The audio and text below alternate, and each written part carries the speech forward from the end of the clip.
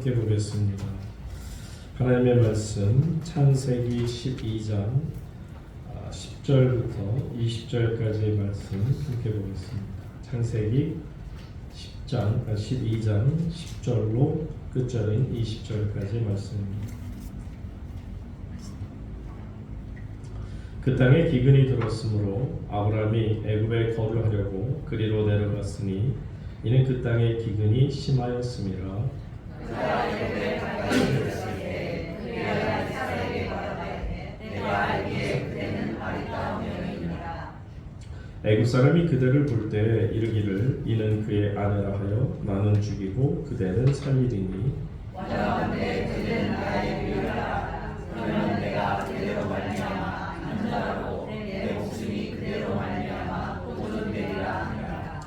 아브라함이 애굽에 이르렀을 때 애굽 사람들이 그 여인이 심히 아리따움을 보았고 바로의 보안들도 그를 보고 바로 앞에서 칭찬하므로 그 여인을 바로의 품으로 이끌어들이니라. 이에 바로가 그로 말미암아 아브라함을 후대함으로 아브라함이 양과 소와 노비와 암수 나귀와 낙타를 얻었더라. 여호와께서 아브라함의 아내 사레이로 바로와 그 집에 금지하여 내리신지라. 바로가 아브라함을 불러서 이르되 네가 어찌하여 나에게 이렇게 행하였느냐? 네가 어찌하여 그를 네 아내라고 내게 말하지 아니하였느냐? 내가 어찌 그를 위하여 내가 그를 데려다가 아내를 삼게 하였느냐? 내 아내가 여기 있으니 이제 데려가라고. 다 같이 읽습니다. 바로가 사람들에게 그의 일을 명하매 그들이 그와 함께 그의 아내와 그의 모든 소유를 보내었더라. 아멘. 이 시간 믿음은 고난을 겪을 때 순수해집니다 라는 제목으로 하나님의 말씀을 대언해 드립니다. 우리는 보통 교회에 출석하게 되면 내 삶이 조금은 달라지겠지라는 생각을 갖게 되죠. 그러면서 좀 더 풍성한 어떤 풍요로운 삶을 살 수 있지 않을까 하는 막연한 기대감 속에 교회에 출석하게 되고 신앙을 가져보려고 합니다. 그러나 신앙을 가졌음에도 불구하고 내 삶이 여전히 나아질 기색이 안 보이고 피곤하기는 내나 마찬가지다라는 생각도 같습니다. 그러다 보면 스스로에게 질문을 할 수가 있죠. 과연 내가 예수를 믿는다는 이 신앙이 과연 내게 무슨 의미가 있을까?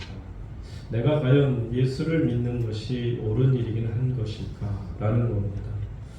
그러다 보면 신앙의 어떤 실제성을 의심하는 일까지 벌이게 되는 것을 보죠. 여러분, 예수 믿게 되면 복 받는다는 메시지를 우리가 분명히 받아들였고요. 그렇게 믿고 그래서 인생의 어떤 전환에 대한 소망을 가지고 그리고 예수 믿는 신앙생활을 시작한 것이 분명합니다. 그런데 시간이 가면 갈수록 복하고는 좀 거리가 먼 것 같기도 하고 점점 미궁에 빠지는 듯한 느낌도 갖게 됩니다. 그래서 기대하지 않은 어떤 재앙 같은 우리가 불필요하다 생각하는 어려움을 만나게 되면 신앙생활을 한 게 과연 뭐지? 하면서 어떤 경우에는 후회스럽기까지 하는 것도 볼 수가 있습니다. 오늘은 어쩌면 그런 어려움 속에 빠진 성도들에게 또 주시는 하나님의 말씀이 아닌가 생각해 봅니다. 오늘 말씀 1절 한번 다 같이 다시 보도록 합니다. 1절 다 같이 죄송합니다. 10절입니다. 다 같이 읽습니다. 시작. 그 땅에 기근이 들었으므로 아브라함이 이는 그 땅에 기근이 심하였습니다. 자, 본문은 뭐라고 시작하냐면 그 땅에 기근이 들었다. 한마디로 흉년이 들었어요. 먹을 것이 하나도 없다. 그 얘기입니다. 여러분, 아브라함이 하란을 떠날 때는 나름대로 기대감이 있었어요. 그가 살던 갈대아 우르를 버리고 그리고 하란 땅에까지 왔고 그곳에서 이제 또 하나님께서 한 번도 아니고 두 번씩이나 나타나셔서 내가 네게 지시할 땅으로 가라. 지난주 말씀 기억하시죠? 지난주 금성집회 때 했던 말씀처럼 그 말씀을 기억하고 그 말씀 따라서 가나안 땅으로 들어갔단 말입니다. 그런데 나름대로 큰 기대감 속에 그 가나안 땅으로 발을 들여 놓았는데 정말 충격이 있습니다. 그것은 뭐냐면 이 팔레스틴 땅, 젖과 꿀이 흐르는 땅, 복지, 하나님 나라, 뭐 어떤 물된 동산 같은 그런 기대감이 있었음에도 불구하고 바로 나오는 답이 그 땅에 기근이 들었다. 한마디로 먹을 것이 하나도 없게 되었다는 말입니까? 여러분 가나안 땅에 들어갔을 때 아브라함의 심정을 한번 여러분의 심정이라고 생각해 보세요. 사실 갈대아 우르 땅을 떠난 것도 쉬운 거 아니었어요. 하란 땅 떠난 것도 쉬운 거 아니었어요. 그래서 어쨌든 주의 말씀 따라서 하나님 말씀에 의지해서 이제 들어와서 그곳에서 지난주 기억나십니까? 마지막 장면에 하나님 앞에 제단을 쌓잖아요. 예배를 드렸던 거 우리가 기억하는데 그러면서 갖는 기대감 어떤 기대감입니까? 아 그래 하나님이시라는 분이 나를 이렇게까지 직접 나타나셔서 2번씩이나 그리로 가라. 그래서 내가 왔으니 이제 내가 이곳에 온 이후로 하나님이 내게 큰 축복을 주실 것이다. 기대감 갖는 게 잘못됐습니까? 누구라도 당연히 그런 기대감을 갖고 가나안 땅에 들어갈 수밖에 없었을 겁니다. 그런데 이런 기대감하고는 전혀 다른 일이 벌어집니다. 그곳에서 제단을 쌓았어요. 예배를 드렸습니다. 그런데 바로 먹고 사는 문제, 그것도 배고픔의 문제가 터지기 시작합니다. 그러니까 아브라함이라는 이 사람이 가나안 땅에서 여기가 아닌가 하는 의심이 들 수밖에 없고요. 그러다 보니까 워낙 그가 갈대아 우르 땅에서 있을 때, 아버지 고향집에 있을 때부터 아주 귀에 못이 박히도록 들었던 물된 동산 같은 땅, 어떤 땅? 애굽 땅이에요. 애굽은 워낙 그 당시에 그냥 유명한 부강한 나라고 땅이 워낙 비옥하고 좋은 땅으로 소문났으니 그리로 이집트 땅, 애굽까지 가고자 하는 마음.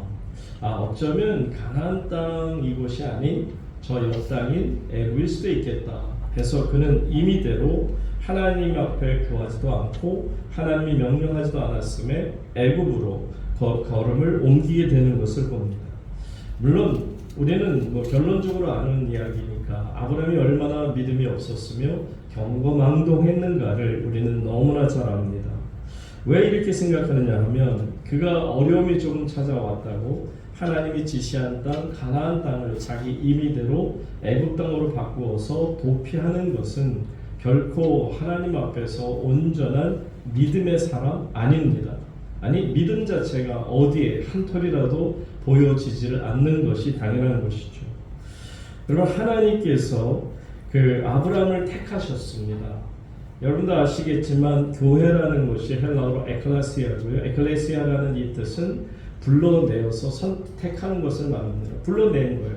하나님께서는 갈대아 우르 땅에서 잘 지내고 있는 이 아브라함을 불러내신 겁니다. 자, 불러내셔서 특별히 하나님의 뜻을 가지고 그런 민족을 이루겠다라고 하셨는데, 그런데 믿음이라는 것이 이제 저희가 지금 아브라함과 함께 믿음의 발자취를 따라가다 보면 그렇구나. 믿음이라는 것은요 시작했다고 세상 말은 시작이 반이다 그래요.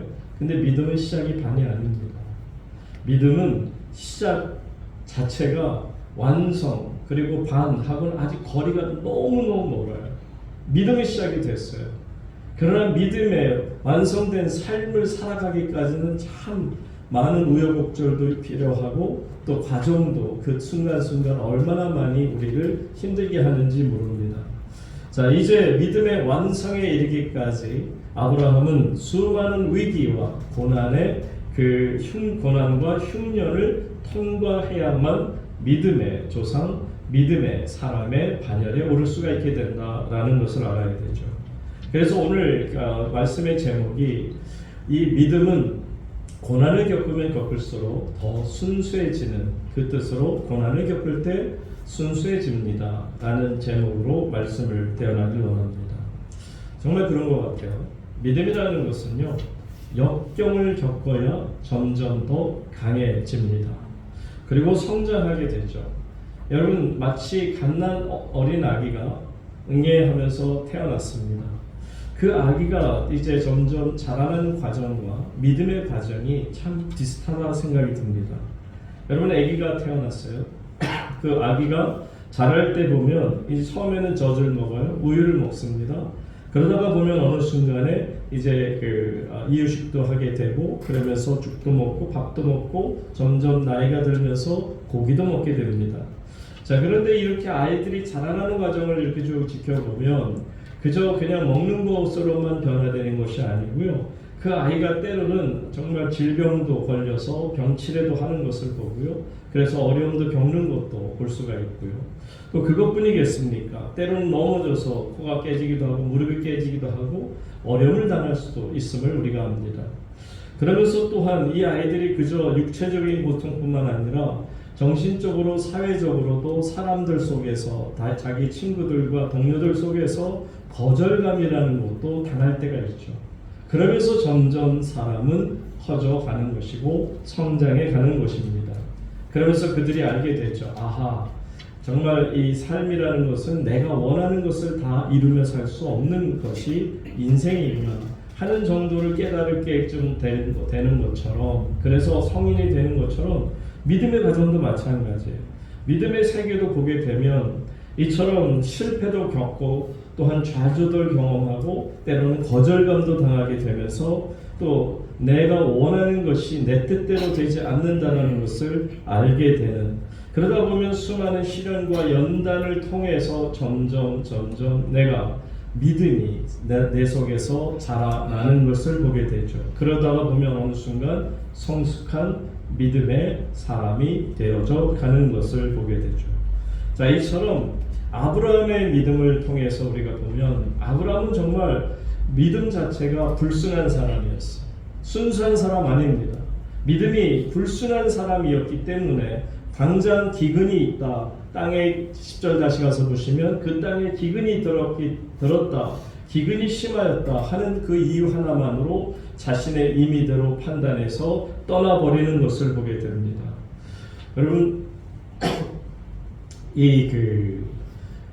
아브라함의 신정을 다시 한번 여러분들 한번 살펴보세요. 지금 아브라함이요, 이 10절에서 보시게 되면 그 가나안 땅 기대감에 부풀러서 하나님이라는 분이 자기를 특별히 불러내서 가라고 해서 온 땅인 것만큼 복된 땅, 젖과 꿀이 흐르는 땅이 되어야 마땅한데 그 땅에 기근이 심했다. 여러분, 그가 자라나는 곳이 어디라고요? 갈대아 우르입니다. 갈대아 우르는 어떤 문명에 의해서 살았죠?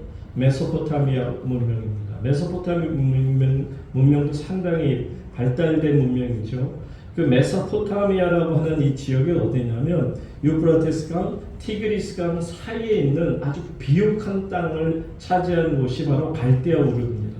그러니까 갈대아 우르, 자기 본토 친척 아비 집에 있을 그 주변의 땅은 다 비옥한 땅이에요. 지금 가나안 땅하고는 비교할 수 없는 비옥한 땅이란 말이에요. 근데 그 땅까지 버리고 하란까지 버리고 그리고 이 가나안까지 왔더니 그곳에 왔더니 보이는 것이 뭐라고요? 기근이 심하였다. 그것도 그냥 심한 게 아니라 아주 그 땅에 심한 정도가 넘는 것을 보게 되는 거죠. 그러다 보니까 그는 생각할 수 있습니다. 아, 하나님이라는 분이 내게 처음에 말씀하신 이 땅, 또 강조했던 이 땅이 아닌가? 그렇다면 왜 나를 여기 보냈을까? 아하, 여기가 아닌가 보다. 그러면 그냥 내가 임의대로 판단해서 그 물된 농산 같은 애굽으로 옮기는 것도 마땅하지 않겠는가? 하나님께서는요, 내가 내게 지시할 땅, 그 땅은 어느 땅이죠? 우리도 알다시피 가나안 땅이 맞아요. 그러나 믿음이 없는, 아직 믿음이 불순한, 순수하지 못한 이 아브라함에게 있어서는요, 그가 되어지는 눈앞에 보여지는 실패와 어떤 기근과 어려운 상황을 놓고 보면서 자신의 생각에 도취되는데, 여러분, 이게 참 중요한 것 같아요. 우리가 신앙생활하다 보면 교회 생활도 하고 믿음 생활하는 주님의 백성들도 보게 되면 자신에게 속는 경우가 참 많습니다. 그게 무슨 얘기냐면, 왜 바깥으로부터 어떤 어려움이 올 때 스스로를 자꾸 이렇게 어떤 세뇌를 시키는 것 같아요. 스스로에게 마치 최면을 거는 것처럼 자기 자신, 자기 생각의 뜻이 하나님의 뜻인 것처럼 자꾸 생각하게 되뇌이고 생각하게 만듭니다. 그러다가 보면 그냥 비슷한 생각을 하게 되는 거죠. 아하, 내가 여기가 아닌 저길 수도 있는 것인데 내가 들었던 것은 정확하게 여기가 아닌 저길 수도 있겠다. 뭐 나름대로 진짜인지 가짜인지 생각하지 않고요. 그냥 자기가 생각에 떠오르는 것이 내가 갖고 있는 영감이 지금 떠오르는 이 영감이 하나님의 아이디어일 수 있다. 그래서 내가 이 가까워 멀지 않은 곳에 있는 애굽으로 옮기는 것이 하나님이 내게 원하는 뜻일 때구나라고 생각합니다. 근데 여러분 하나님의 뜻 아닙니다. 하나님의 생각 아니에요. 분명히 내 뜻과 하나님의 생각은 하늘과 땅 차이가 있습니다. 다를 수밖에 없습니다. 그럼에도 불구하고 자기 자신을 자꾸 스스로 되뇌이면서 아니 하나님의 뜻이 이게 맞을 거야 라고 생각하며 그러다가 나중에는 아주 자기 스스로 믿어버려요. 이것이 하나님의 뜻입니다. 감히 하나님의 뜻입니다라고 선포까지 하게 된다면 이것은 이미 신앙 자체가 하나님 앞에서 불순한 상태인 것을 우리가 알아야 합니다. 여러분 믿음이라는 것은요. 내 상식, 내 이성으로 판단했을 때, 내 경험으로 판단했을 때 의논해서는 안 됩니다. 그렇게 말을 해서는 안 됩니다. 그러다 보면 나도 모르게 타협이라는 걸 하게 되거든요. 세상 사람들이 말하는 상식, 합리성 이런 것들에 대해서 나도 모르게 자꾸 생각을 하다 보면 내가 가지고 있는 이 생각이 틀린 거겠구나. 하나님이 내게 말씀하셨다는 것이 그게 아닐 수도 있겠구나 라고 오해하면서 하나님의 뜻보다는 자기와 주변의 사람들의 이야기에 휩쓸리게 되는 것을 보게 되죠.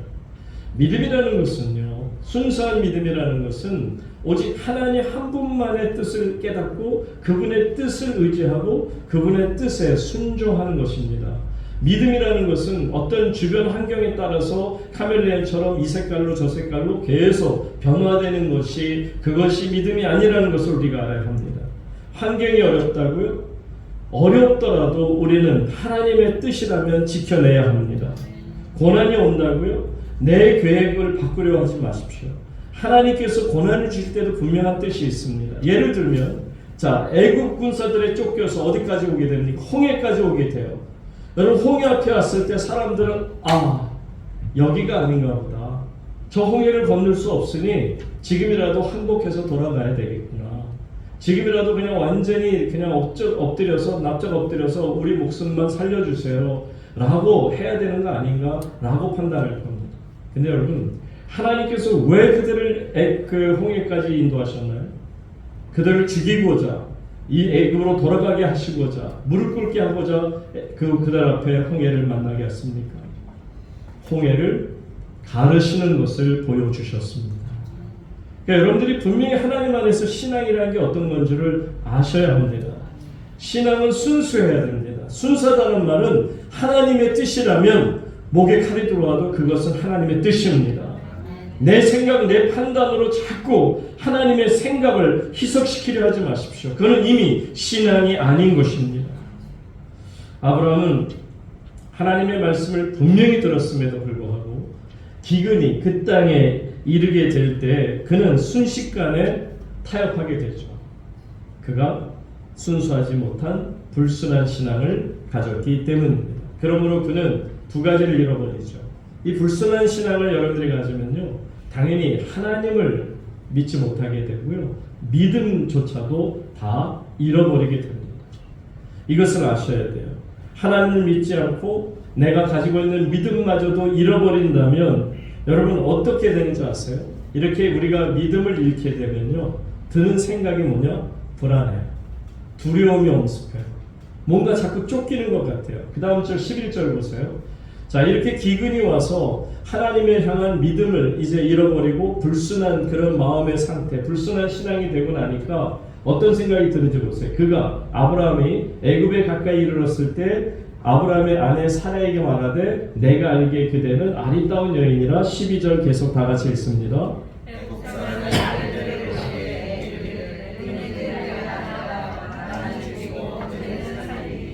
지금 자기가 죽는다는 두려움이 싹트기 시작했어요. 여러분 믿음을 잃어버리게 되면요. 내 안에 남는 것은 회한, 두려움, 후회 이런 어떤 걱정, 근심, 번민 이런 것밖에 없습니다. 처음에는 아브라함에게도 이런 그 두려움이 깊지 않았습니다. 염려가 깊지 않았습니다. 하지만 자신의 생각에 도취가 되고 그나마 조금 있었던 그 믿음조차도 점점 사라지게 될 때쯤 애굽의 몸은 점점 더 가까이 가게 될수록 불안과 두려움이 커지게 되고 나중에 결론은 나는 죽이고 그대는 살리라. 한마디로 나는 죽고 당신만 살겠소라고 말하는 겁니다. 여러분, 사람의 마음이라는 게 이런 거예요. 불안해지기 시작하면요, 모든 사람의 시각은 좁아집니다. 점점 시각이 좁아지게 되면 불안해질 수밖에 없고 모든 사람을 다 믿지 못하게 되는 것입니다. 아브라함의 아내 바로 왕이 탐낼 정도로 미인이었던 건 맞는 것 같습니다. 성경에서 보면 곳곳에 그 여인의 아름다움을 얘기하는데, 어쨌든 그러면 남편으로서도 그 아내가 아름다움이 자랑이 될 수도 있겠죠. 평소에도 자기 부인이 이쁘다는 생각을 가지고 살았을 겁니다. 그런데 불안해지고 나니까, 사람이라는 게 이런 거예요. 불안해지고 나니까 감사가 변해서 뭐가 되냐면 원망이 되는 거예요. 당신이 얼굴이 이뻐서 당신은 살고 나는 죽는다는 거예요. 당신이 이뻐서 결국 당신을 빼앗기 위해서 나를 죽일 수밖에 없는 상황이 되지 않았느냐 하고 원망을 하는 것을 보세요.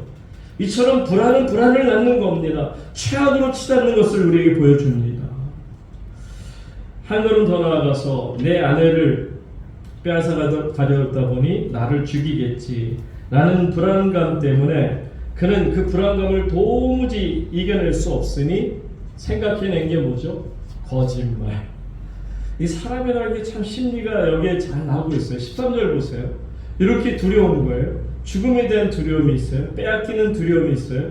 그리고 나니까 이 아브라함이 뭐라고 그러는지 다 같이 읽습니다. 시작.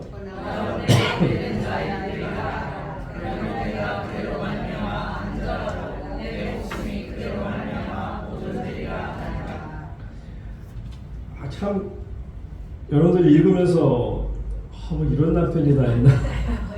이거 여기 보세요. 전부 나 중심적인 얘기만 해요. 너 당신을 나의 누이라 하라. 그러면 내가 그대로 말미암아 나는 안전하고 내 목숨이 그대로 말미암아 어떻게 해요? 보존돼요.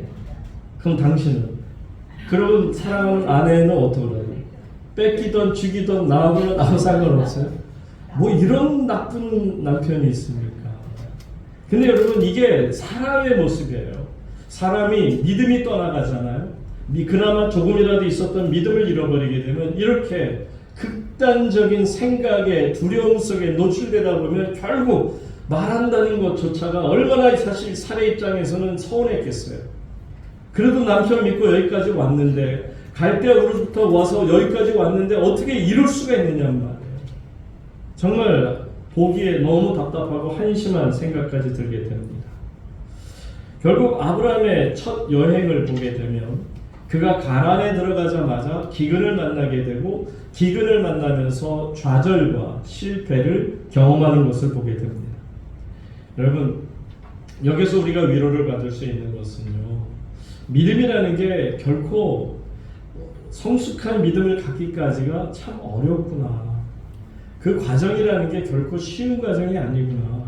한순간에 내가 교회를 나왔다고 해서 믿음의 완성한 자가 될 수 있는 게 아니구나 하는 것을 우리에게 보여주는 겁니다. 여러분, 사람의 믿음이, 우리가 갖고 있는 믿음이 순수한지 불순한지를 알려면 딴 것 없어요. 흉년을 맞아보면 알아요. 우리가 기근을 맞으면 비로소 내가 온전히 하나님 앞에 순수한 신앙을 지키고 있는지, 아니면 순수함을 잃어버리고 그 속에 더러움으로 가득 찬 불순한 신앙을 갖고 있는지를 알게 되죠. 그래서 흉년을 만나고 고통을 만나고 손해를 보고 위기에 부딪혀 보고 나면 우리가 우리의 믿음의 상태가 어떤지를 아니, 여러분, 그래서 우리에게 때로 인생의 흉년이 찾아오는 것입니다. 그러므로 이 흉년이 때로 찾아오는 것이 우리의 믿음이 불순함에서 순수함으로 변화될 수 있는 가능성이 있음을 우리에게 보여주는 거죠. 고난은 분명히 우리의 믿음을 순수하게 만드는 하나님께서 허락하신 과정인 줄로 믿으시기 바랍니다. 물론 흉년이라고 하는 것은요, 우리를 위기 앞으로 끌고 가기도 하지만 동시에 이 흉년은 우리의 믿음을 진실하게도 만들어 주신다는 겁니다. 자, 그러고 보니까 드디어 사건이 생깁니다. 15절로 넘어갈게요. 15절 보겠습니다. 그의 아리따움, 살해의 아리따움을 그 바로 왕의 신하들이 보고요. 바로의 고관들도 그를 보고 바로 앞에서 어떻게 했다고요? 칭찬함으로 그 여인을 바로의 궁으로 이끌어들인지라. 아브라함이 염려한 그대로 이루어지는 것을 보세요. 여러분, 살해 자체가 정말 그 아름다움을 가지고 있는 것은 사실이죠. 그런데 이 바로 왕의 고관들, 부하들로 볼 때는 그래, 이렇게 아름다운 여인이라면 비록 나이가 있을지라도 우리 바로 왕의 아내가 후처가 되는 것이 마땅하다. 그렇게 생각할 수 있었던 것이고, 그렇게 추천하는 것이 당연한 것임을 압니다. 그러니까 여기서 보세요. 결국은 뭐냐면 왜 이런 일이 사단이 벌어진 줄 아세요? 나중에 결론적으로 말씀드리면, 만약에 이때 아브라함이 내 누이가 아니라 누구라? 내 아내라고 했었으면 14절 가서 보세요. 14절에 가서도 보시게 되지만, 아브라함이 애굽에 이르렀을 때 애굽 사람들이 그 여인이 심히 아리따움을 보았고, 15절에서도 계속 다시 15절 보시면 칭찬해서 그 여인을 바로의 궁으로 끌어들이게 되는데, 16절 보세요. 이에 바로가 그로 말미암아 아브라함을 후대함으로 아브라함의 양과 소와 노비와 암수 나귀와 낙타를 얻었더라. 이렇게까지 하는 이유가 뭐죠? 본인이 13절에서 그랬잖아요. 내 아내라 하지 말고 내 누이라 하라. 그렇게 해야만 내가 살아남는다라고 했으니, 지금 그 이야기를 그대로 이 바로 왕의 부하들에게 했었을 터이니 그 사람들은 그대로만 믿고 바로 왕에게 그대로 전했고, 바로 왕은 오케이, 그러면 내 후처로 삼겠다. 그러다 보니까 오케이, 그러면 그 아브라함에게 많은 것을 주어라. 뭘 주었어요? 양과 소와 노비와 암수나귀와 낙타, 수많은 것을 그에게 주었다는 겁니다. 한마디로 말하면 금은 보화를 얻은 것입니다. 세상에서 얻고 싶어하는 재물의 축복을 얻은 것이라 말할 수 있습니다. 그런데 여러분, 세상의 세상이 주는 권력을 누리면 누릴수록, 여러분 싸우면 싸울수록 마음이 평안해질까요? 아니요. 여러분, 거짓으로 얻어진 모든 재물과 거짓으로 얻어진 다른 사람의 눈에 눈물을 흘리게 하면서 내가 강제로 빼앗은 그런 재물의 소유가 많아진들, 여러분 내 마음의 지수는 더욱더 정말 안타깝고 두려움으로 가득 찰 수밖에 없을 것입니다. 왜냐하면 하나님이 주신 것이 아니기 때문입니다.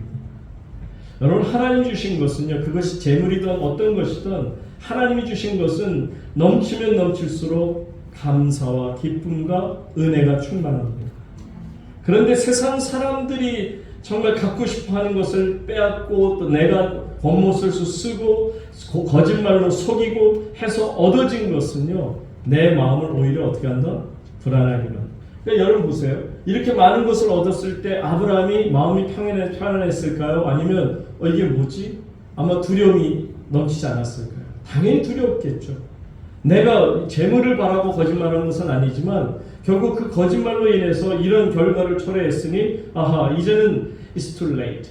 너무 늦어버렸어. 이제는 이거 아닙니다라고 하려니 지금 왕을 속이는 거냐, 놀리는 거냐 라고 이야기 듣고 거기에서 당장 목이 댕강살러 죽는 두려움도 있었을 것입니다. 여러분, 그런데 결국 이렇게 살면 여러분 결론이 얻어지는 게 뭐예요? 아무것도 없어요. 결국 원점으로 돌아가는 거 아니에요? 근데 여러분, 이렇게까지 연약하고 믿음이 없는 이 아브라함을 하나님이 야단치지 않으세요. 보세요. 17절에 하나님이 개입하세요. 어떻게 개입하시는지, 이 믿음 없는 사람 아브라함을 이렇게 하나님이 도와주십니다. 17절 나같이 있습니다. 시작. 여호와께서 아브라함의 아내 사라의 이름으로 바로와 그 집에 큰 재앙을 내리시니라. 하나님께서요, 아브라함의 아내 사라의 일로 바로 왕과 그 집에 어떤 재앙? 큰 재앙을 내리시는 거예요. 여러분, 아브라함은 실패하고 실수하고 거짓말하고 그래서 자기 목숨만 구하겠다고 아내까지 팔아넘긴 파렴치한 그런 사람임에도 불구하고, 신앙이란 정말 불순함으로 가득 찬 신앙이라 할 수도 없는 그런 사람임에도 불구하고 하나님은 그를 택하셨기에, 그를 부르셨기에 그를 포기하지 않으십니다. 그래서 하나님께서는 사람은 포기할지라도 하나님이 포기하지 아니하시니, 여러분, 인간의 실패라는 것은요 하나님의 실패가 아닙니다. 하나님 안에서 실패란 없습니다. 하나님이 개입하시는 순간 모든 실패가 하나님 안에서 새로워지게 될 줄로 믿습니다.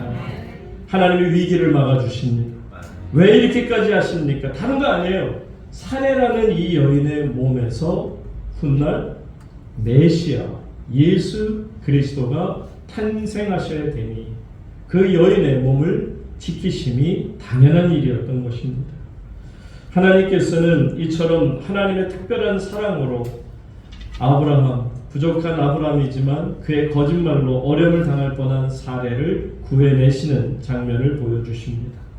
이처럼 하나님께서 아브라함의 삶에 대입하신 것처럼 오늘날 저와 여러분의 삶의 인생에 개입하시는 하나님이심을 여러분들 믿으시기 바랍니다.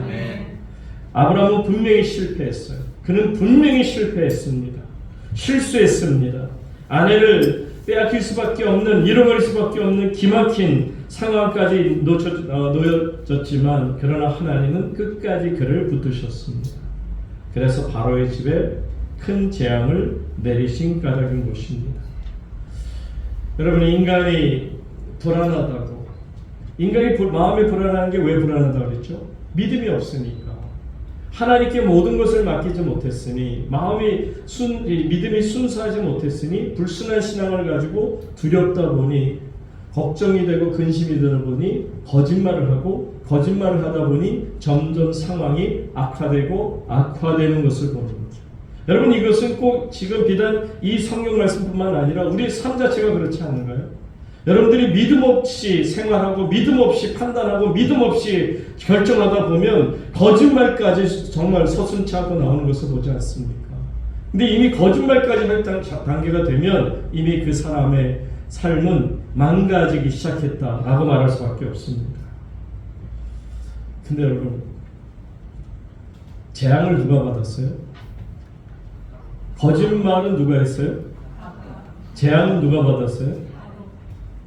이거는 뭐가 잘못된 것 같죠, 그죠? 아니, 거짓말한 사람이 재앙을 받아야지 왜 거짓말한 아브라함이 아니고, 사실 바로 입장에서는 나중에 이제 보세요. 바로는 너무 억울한 거예요. 자, 18절 보세요. 바로가 뭐라고 그러는지 한번 보세요. 내가 바로를 해도 아마 억울했을 거예요. 다 같이 있습니다. 시작. 바로가 아브라함을 불러서 이르되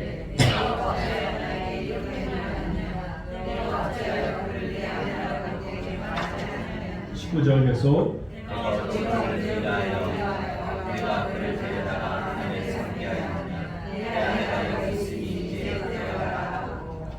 여러분, 지금 바로가 얼마나 정말 한심하고 뿔난지 아시죠?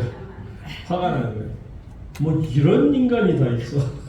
아니, 당신이 그 죄를 범하고 나를 속여갖고 처음부터 끝까지 계속 네가 속였다는 얘기 아니에요? 틀린 얘기 아니잖아요. 아브라함이 속인 건 맞잖아요. 네가 속이는 바람에 내가 그 범죄했고 그 일로 인해서 내가 이렇게 큰 재앙까지 당했는데 이게 도대체 뭐 하는 짓이냐고 따지는 거 아니겠습니까? 여러분, 저는 목사이면서 그리스도인의 한 사람으로서 요즘 한국 교회를 바라보는 모습이 딱 이래요. 하나님의 사람들이 하나님의 방법대로 살아가지 않으면 이 세상 사람들은 재앙 속에 빠집니다. 고통 속에 빠질 수밖에 없어요. 교회가 정신 차리지 않고요, 그리스도인들이 소금과 빛의 역할을 포기하면 세상이 환난합니다. 크리스찬이 환난 당하는 것보다 더 무서운 것은 세상이 환난을 당해요. 이게 이해가 될지 모르겠습니다만 꽤 워낙 유명한 분이니까, 공적인 분이니까 얘기를 하면 예수 사랑교회 이름은 너무 좋아요. 저도 이 교회 이렇게 개척하면서 이름을 정하다 보니까 많은 교회 이름 놓고 기도했지 않겠어요? 예수 사랑도 참 교회가 이름이 좋더라고요. 예수님 사랑보다 귀한 게 없잖아요. 근데 그 예수 사랑 교회 그 아무개 목사가 저는 정말 그런 사람들이 스스로 목사라고 하는 것조차가 너무 부끄럽고 수치스러워요. 물론 어떤 분들은 그분이 그래도 독립투사처럼 좌파를 향해서 뭔가 큰 소리 칠 수 있는 보수를 대표하는 목사, 절대로 그렇지 않습니다. 절대로 그렇지 않아요. 여러분, 그 양반이 삶의 양심까지 저는 그래서 그분에 대한 그 설교한 거라든지 그분이 어떤 문제를 일으켰던 것도 계속해서 쭉 모니터링 하다 보니까 너무 화가 나고요. 너무 답답하고 세상에 이건 목사가 아니라 일반 성도도 이렇게 하나님 앞에 함부로 할 수 없는 일들인데 그냥 다른 거 다 제껴놓고요. 세상에 그 예수 사랑교회 그 건물이 있던 그 자리 거기가 조합이 들어와서 그 땅 전체를 다 개발하려고 땅을 다 뒤집어 놓고 다 헐어버렸어요. 딱 하나 남겨놓고 예수 사랑교회만 남겨놓고. 근데 조합이라는 게 그래요. 물론 MBC라든지 이렇게 좌파 형향이 있는 데서 막 또 두들겨 패는 것도 문제가 있겠습니다만은 어쨌든 일반적으로 여러분이 알고 제가 아는 상식적으로만 보더라도 세상에 조합에서 어쨌든 그분들에게 그 교회 예배당을 허물고 그 자리에다가 첫째 아는 들어와서 그 좋은 땅을 줄 테니까 거기에 새로운 건물로 예배당을 짓든지 아니면 거기에 해당되는 그만한 액수를 치러서 보상을 해주든지 그냥 나가라는 것은 아니잖아요. 그럼에도 불구하고 그걸 더 받겠다고 마치 장사꾼이 하듯이 교인들 갖다 동원해서 그냥 화염병 던지고 싸우고 공권력과 더불어 싸우는 그런 모습. 그러면서도 무슨 민주투사처럼 자신이 핍박당해서 이렇게 일이 됐다고 말할 수 있는 거냐고요. 여러분 지금 보세요. 지금 바로가 아브라함이 하는 얘기가 그거예요. 야, 너 예수 믿는다고? 너 하나님 믿는다고? 너 그런 인간이 나한테 거짓말을 쳐? 거짓말을 쳐서 재앙을 내가 받게 만들어? 네가 그러고도 사람이냐? 나 예수쟁이라면 아주 그냥 이가 갈린다. 교회라면 내가 아주 이가 갈린다. 그러니까 오죽하면 현대 한국교회 2023년 기록을 보니까 천주교 1등, 신뢰도, 불교가 2등, 그리고 3등이 기독교예요. 기독교에 대해서는 이제 점점 사람들이 sick and tired 하다는 얘기. 이제 더 이상은 신뢰를 주고 싶지 않다는 거예요. 그냥 교회 다니는 사람만 그래도 교회를 신뢰한다고 얘기한다는 거죠. 믿지 않는 세상 사람들, 바로왕 같은 사람들의 입에서 교회를 향해 가차없이 욕이 터져 나옵니다. 니들 때문에 우리가 망하게 되었다고요. 네가 그렇게 거짓말해서 내가 하나님 앞에서 큰 재앙을 받았노라 라고 말한다면 여러분 뭐라고 대답하겠습니까? 결국 20절 보세요. 결국은 원점으로 돌아갑니다. 바로가 사람들에게 그 일을 명하며 그들이 그와 함께 그의 아내와 그의 모든 소유를 보낸다. 다시 원점으로 돌아오는 것을 보십시오. 하나님을 떠난 인생의 결국은 이렇습니다. 돌고 도는 인생.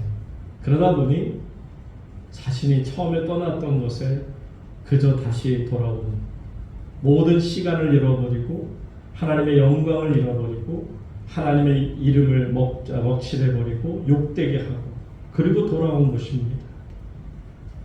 사랑하는 우물교회 성도 여러분, 우리도 때로는 흉년을 만날 때가 있고요, 고통을 당할 때도 있고요, 어려움을 당할 때가 있습니다.